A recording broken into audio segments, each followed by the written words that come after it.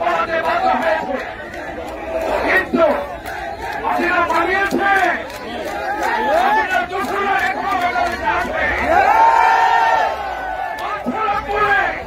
কে কে আছে আপনারা জানেন। অতি সত্তর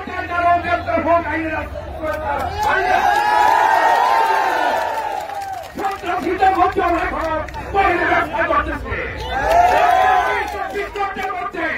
প্রশাসনকে আমি অনুরোধ করবো যেন তাকে গ্রেপ্তার করা হয়। জনগণের দিয়েছে তাকে বাইরে রাখা সেবা পায় না। তার সাথে আরো অনেকে আছে। আমি এসেছি ইনশাআল্লাহ আমি প্রশাসনের সাথে কথা বলবো। আপনাদের সাথে আমি আমরা সামনে আমাকে দিয়ে দিন আপনারা আমাদের ভোটরত চেয়ারম্যান, আমাদের চেয়ারম্যান এখন খালেদা জিয়া অসুস্থ অবস্থায় কি চেয়েছেন আপনারা জানেন, কি চাচ্ছেন সেটা আপনারা জানেন। আমরা কি আওয়ামী লীগের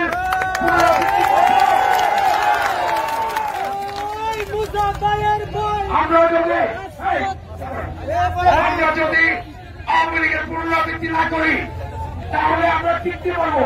আমরা চাই জনগণ আমাদেরকে ভালোবাসো, সেই দল আবার মেয়েকে ক্ষমতা আসবে। জিয়াউর রহমানের আদর্শে উনি তো বাস্তবায়ন করে আমরা যাচ্ছি শান্তির প্রিয় জীবন সার্বভৌম দিতে।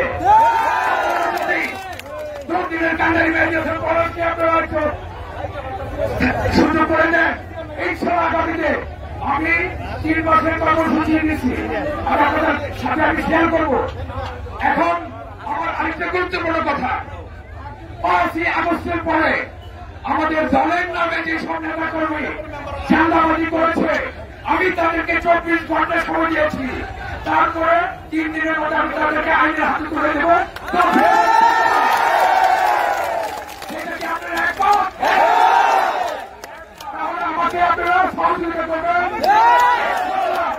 আমি 3 দিনের মধ্যে তাদেরকে বাদকে বৈঠক করেছিলাম।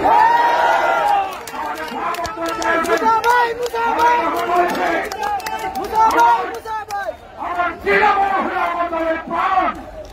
সেই তৃণমূলকে শক্তিশালী করতে হলে আমাদের হতে হবে একটা ভুলের মতো নেতৃত্ব আমাদের দিতে আসবে, যারা সকালে খেয়ে বিকেলে চাঁদাবাজি করে সেই সরকারের আমি আপনারা যে কষ্ট করে এসেছেন তার জন্য আমার দলের পক্ষ থেকে আমি আন্তরিক শুভেচ্ছা জানাচ্ছি, ধন্যবাদ জানাচ্ছি। আদর্শিক তালিকা ভাঙ্গি যাচ্ছে, আমাদের মানুষ কি যাচ্ছে সেইভাবে আমি কাজ করতে চাই। আপনারা যদি একমত হন ইনশাআল্লাহ আমার বেশি সময় লাগবে না।